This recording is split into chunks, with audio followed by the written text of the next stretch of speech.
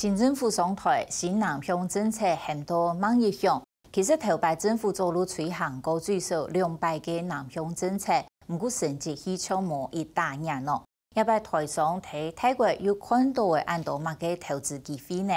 除了泰国有名嘅观光业，也按多年来泰国政府为咗提升企业嘅竞争力，使为新台币100亿元，针对创产业的产业来转型，还鼓励外商去投资。不过，台湾嘅新南向政策，稍直接面对中国“一带一路”过强嘅竞争。或者陆大拍讲，也摆嘅新南向上爱建工，是唔得个靠企业单人通马嘅去拼，人才互通，能系关键。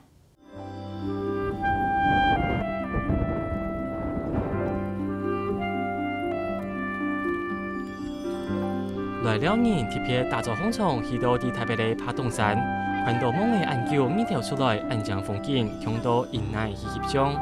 当地的详细小姐在体力师的土有5米里，喺伫台北台业孤军后退。其太后一创业就去美国发展，如何辅导中国人一定好去泰国有那么机会。现在可以说是收入还算可以。比正常泰国人收入高一点，而如果他们一个月赚1万5的话，我们应该大概能赚3万到4万左右。泰国差不多有6000万人口，不过像係2016年，泰國觀光客嘅人數就超過為3250萬人次，還比日本嘅2400萬人次還要多，也比台灣嘅1069萬人次加3倍。泰國嘅工業一年做的創造超過400億美金嘅收益，全世界都知道，喺泰國都有生意好做。包括像是医疗产业、医疗观光的产业，包括像是新一代的汽车，像绿能啊等等。其实这个是台湾政府这几年我想也想要去做的，所以但是泰国它已经做得还不错了。像我们知道它的观光医疗这个部分其实做得还不错，台湾很多医院都会到泰国去考察，然后去做参考。所以我想就是说两国在这个方面的话，其实是有一些合作的空间的。泰國有當去地理條件，也係做你看到幾隻後背嘅對面嘅幾隻山頭就會遼國，韓國大下一條河壩就係湄公河，加嘅一條河壩就係完全無共用嘅國家。就國地理環境來看呢，泰國嘅西北片有緬甸，東北片有遼國，韓國東南片同柬埔寨夾嘅，南片有含有馬來西亞。安呢片嘅地理環境就係全世界各國上漲來到泰國投資發展嘅主要原因。泰國喺東協嘅東岸，同有名景點金三角，就係泰國去到遼國、緬甸一啲國家航向世界嘅一個點。就對1990年政府推動頭一擺南向政策實施，泰國按法律體按便宜勞動成本，都經常嘅超過5000間台商去到泰國開工廠。那30年前那個時候，一天的薪水是60塊，那個時候60塊的話，整一個月差不多2000塊左右啊。那個時候台灣的成本大概12000塊。那經過這30年來這個現在60塊已經變到300塊了，等於增加5倍了。本地上台上去到泰國發展嘅勞力成本優勢，漸漸嘅冇睇嚟。泰國廿多年來當初見嘅傳統產業轉型。2015年4月100億泰國錢成立促進產業鐵路發展基金，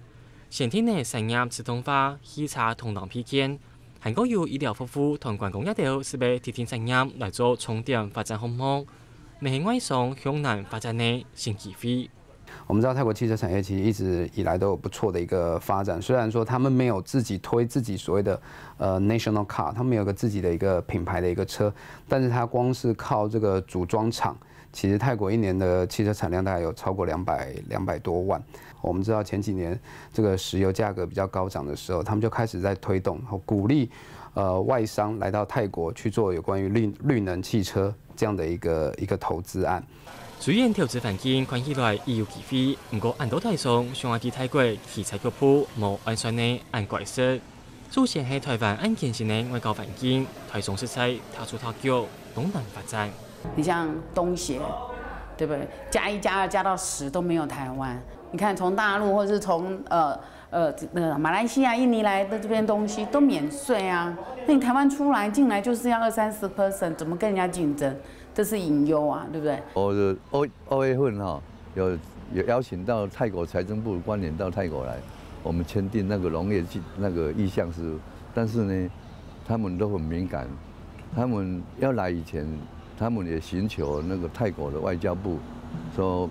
来的话可以签一个见证人还是什么吗？那外交部都说，那这样签的话，大陆那边可能会有意见，所以他们就不敢签。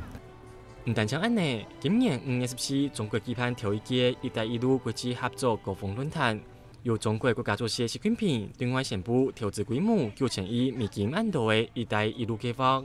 其中未包含同泰国合作的运河建设计划。不过，看到台湾推出的新南向政策都还冇完整详细计划。